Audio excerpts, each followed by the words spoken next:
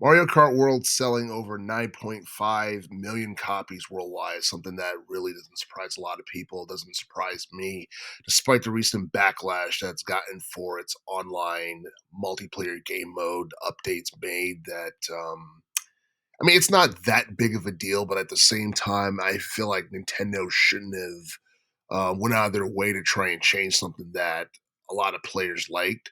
But despite that, and despite people trying to review bomb Mario Kart World, um, it's still on the fast track to selling 10 million copies. It's something that could possibly happen before the end of 2025, especially with the holiday season coming up with Black Friday and then Christmas. And and I actually read somewhere that Mario Kart World actually had a bigger, um, or it had more success than Mario Kart 8 Deluxe did than during its launch. So honestly, it's actually a good thing that Mario Kart World is a game that Nintendo kind of made us wait really long for because I honestly feel like they actually went out of their way to make this game distinctively different from Mario Kart 8 Deluxe in terms of looks, aesthetics, and even gameplay to an extent, and incorporating a world map and trying to, I guess, place more emphasis on online multiplayer gameplay is something that are high points for Mario Kart World.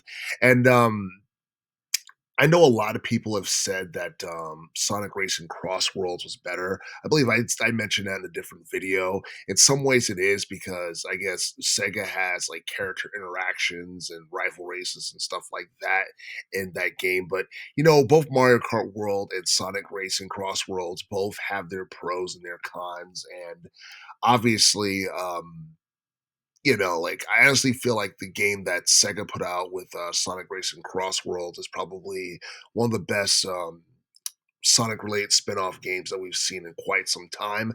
I can't see it doing the numbers that Mario Kart World has done so far, like within a year or what have you. But I do feel like Mario Kart World definitely has the potential to be the best Nintendo game of this year. I don't know about the year 2025 in general. Everybody has their own respective opinion. A lot of people are betting money on Battlefield 6 being the best video game of the year, but you know, um, we still have some time. We still have some video games supposed to be coming out. Um, as far as like best like Switch 2 games thus far that we have, the only things I can think of off the top of my head is Mario Kart World and Donkey Kong Bonanza. Donkey Kong Bonanza sold more than 3.4 million units since it came out back in July. The Switch 2 is doing surprisingly well because I think it's done like 10 mil since its release this past summer, and it hasn't even been a full year. So, yeah, I mean, the Switch 2 could eventually end up surpassing the Switch console in the next like 5 to 7 years, depending depending on like on whether or not the price for the console drops within the next like couple of months or so. I don't see that happening. I can see in like a year it dropping slightly. Um, compared to where it's at right now, because you look at the Nintendo Switch, the release price for the Switch 2 console is $449. And and I don't know, some people felt like that was outrageous, but at the same time, it's brand new and it's supposed to be on par with the PlayStation 4. But the problem with the Switch 2 is that the graphics and the quality is like a generation behind because obviously Sony and Microsoft they've upgraded their consoles and the quality of their games and stuff like that. But I don't know. I feel like with Nintendo, they're more concerned with creating, enjoyable gameplay experiences and stuff like that. Actually, I believe I also heard that Pokemon Legend Z through A actually did pretty well in terms of sales. I can't remember exactly how well it did, but despite the fact that people try to review bomb the game and badmouth that, it's actually done pretty well too. And and yeah, I think Nintendo's been getting a lot of flack because of their actions. They're declaring war on piracy and all that other stuff and the whole, Power World debacle.